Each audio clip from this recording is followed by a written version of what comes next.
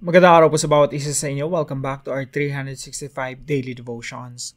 Maraming salamat po sa bawat isa sa inyo na kasama ko ngayon, 5 a.m. This is ating Daily Devotions. Gusto ko rin batiin muna si Ma'am Abigail Abejo. Hello po sa inyo. I hope you're watching right now. So ito po yung series natin this week, God's Generous Provision. Yung provision po ng Diyos, yung pagkaloob ng Diyos ng lahat ng ating pangailangan. Ito po ay mapapansin natin sa buhay talaga natin. Yung hininga natin, yung tibok ng puso natin, yung relasyon na meron tayo. Huwag po nating sukatin yung provision ng Panginoon sa mga material na bagay lamang. Mas malawak yung provision ng Diyos eh. Yung pinapasikat niya yung araw, nagpapadala siya ng ulan, meron kang asawa, meron kang anak, meron kang kapatid. Lahat ng yun provision ng Panginoon, ibinigay ng Diyos yun para sa atin. Kung meron kang chance para mag-tour, mag-travel, pumunta sa beach, pumunta sa waterfalls, pumunta sa mga gagandang lugar, provision ng Diyos yun, binigyan tayo ng magandang nature ng Diyos for us to enjoy. So, yung provision po ng Diyos, napakalawak. Alam niyo po, ang isa sa pinakamatinding provision ng Diyos sa atin, yung binigay niya yung kanyang anak, ang ating Panginoong Jesucristo. Ibinigay niya yun libre para sa atin upang magkaroon po tayo ng kaligtasan. Upang sa pamamagitan ng ating Panginoong Jesucristo, mapatawad at mahugasan lahat ng ating mga kasalanan at makarap tayo sa Diyos ng walang bahid ng karumihan. Yan po ay biyaya ng Diyos na naisakatuparan nung binigay ng Panginoong Diyos yung kanyang kaisang-isang anak, ang ating Panginoong Jesucristo. So, yan po ay parte ng God's generous provision. Yun po yung ultimate provision ng Diyos. Now, yung tatalakayin po natin, magmumula po sa Romans chapter 8, verse 32. Ito po ang sinasabi ng banal na kasulatan. He who did not spare his own son, but gave him up for us all, how will he not also with him graciously give us all things? Napakagandang verse po sa Bible. Sabi po rito, siya na hindi ipinagkait ang kanyang sariling anak.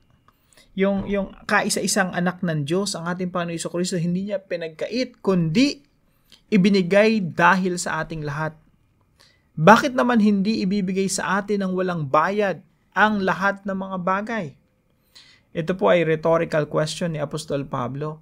Sinasabi ni Apostol Pablo, kung inaibigay na sa iyo yung the best, yung kaisa-isang anak ng Diyos, ang ating Panginoon Jesucristo, meron pa bang mabuting bagay ang ipagkakait ng Diyos sa atin? So it's a rhetorical question. It's a question pero obvious yung sagot. Ibig sabihin po, walang mabuting bagay ang ipagkakait sa atin ng Diyos.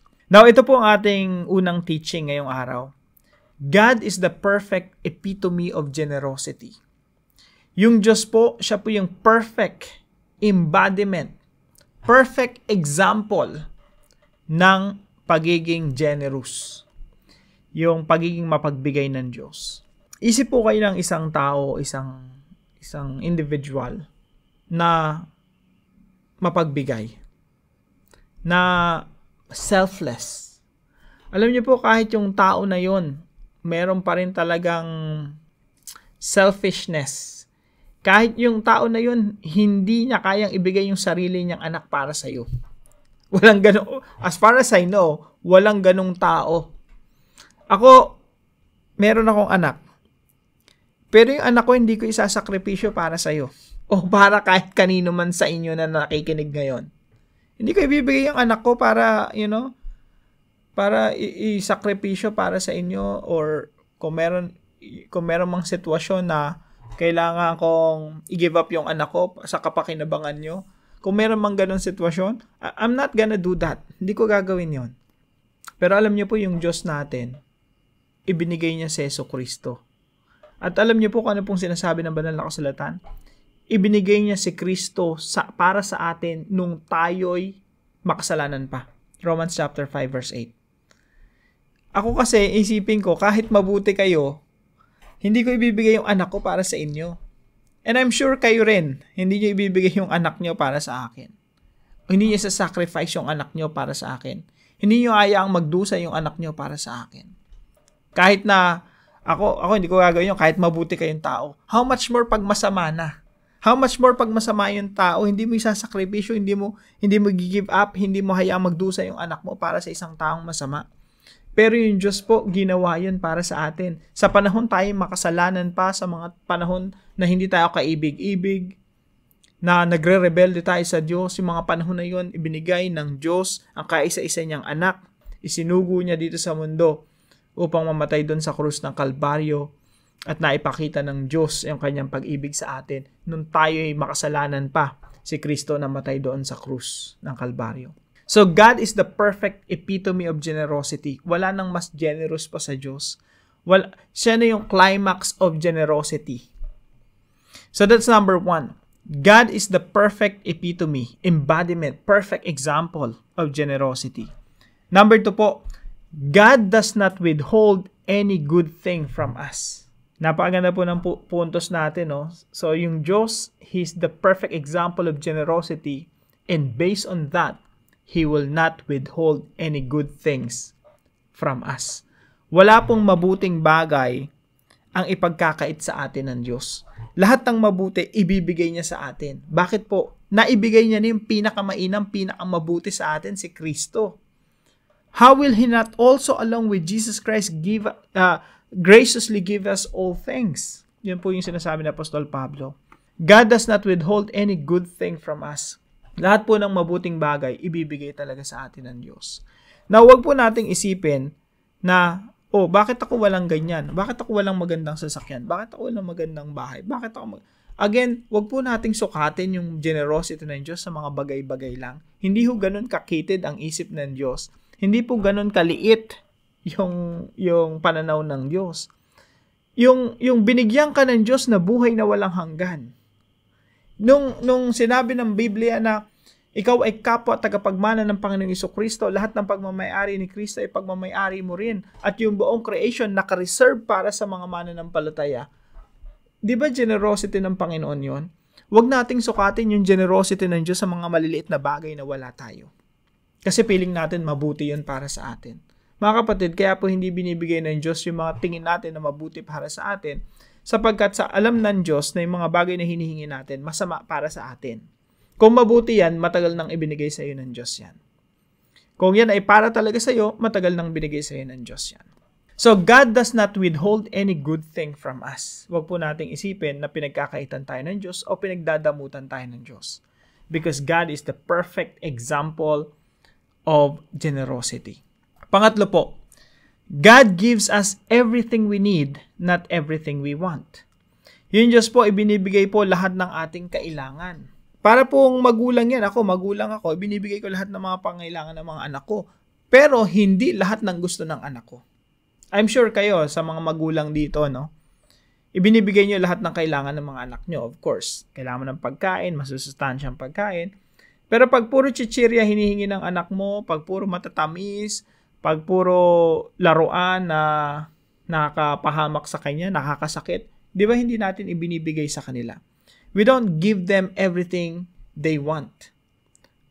Pero binibigay natin lahat ng kanilang pangailangan. How much more yung Diyos natin, yung Ama natin na nasa langit? Ibinibigay niya ang lahat ng pangailangan natin according to His standard, according to His eternal wisdom, according to His sovereignty. So God gives us everything we need, not everything we want. Now, paano po natin ito isasabuhay, itong napakagandang verse na to? He who did not spare His own Son, but gave Him up for us all, how will He not also with Him graciously give us all things? Napakagandang verse, no? Walang ipagkakait sa atin ng Diyos. Now, dahil ang Diyos natin generous, mapagbigay, isang magandang application po ngayong umaga, dapat tayo maging mapagbigay rin.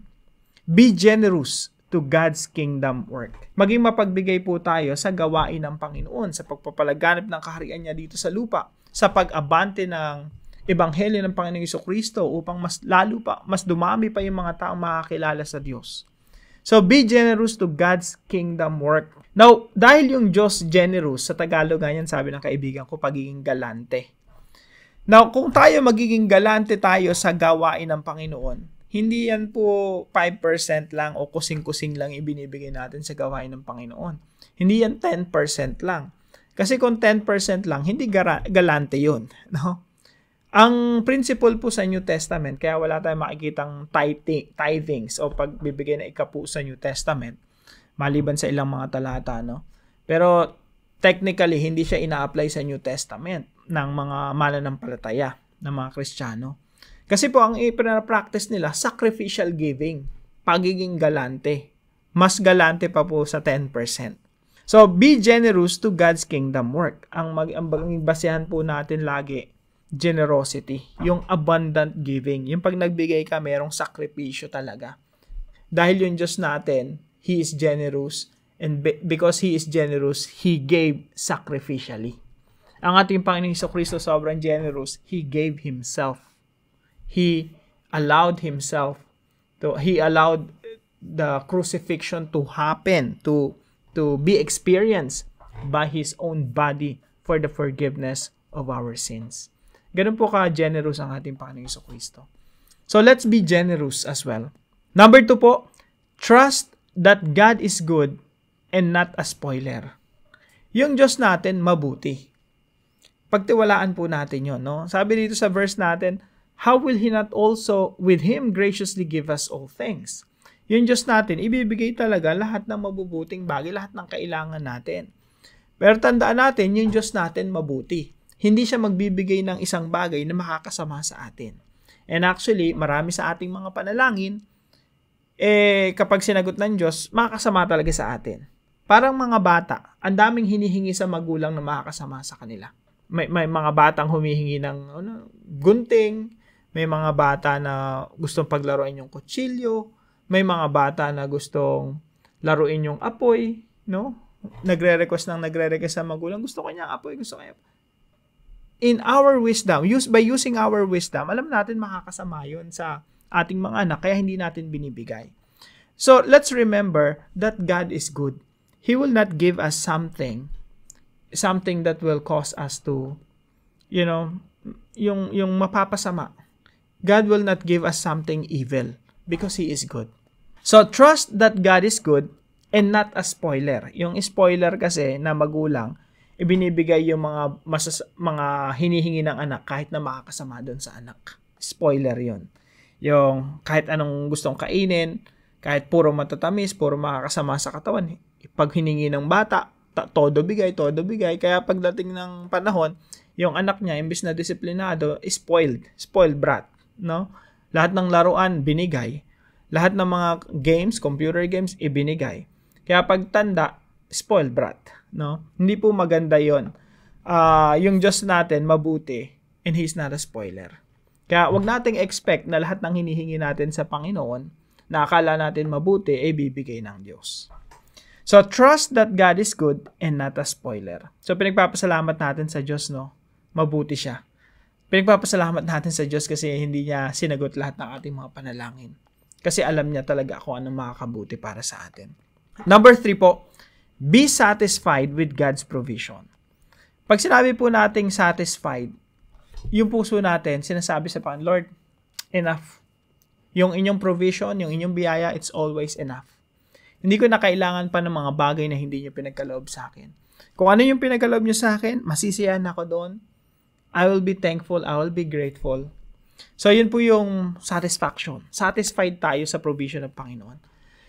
Huwag po natin ikumpara yung ating sarili sa mga taong mas maganda sa atin, mas pogi sa atin, mas mayaman sa atin, mas mag-aral yung suot sa atin, mas nakakapamasyal sa ibang bansa, mas na-promote, mas malayo narating, mas maraming accomplishments. Bakit po? Pag kinukumpara natin yung ating sarili sa iba, mawawalan lang po tayo ng kaligayahan. Kasi comparison is the thief of all joy.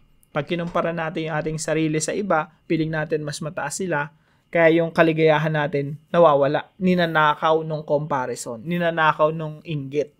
So wag po nating hayaang mangyari yun sa atin. Be satisfied with God's provision.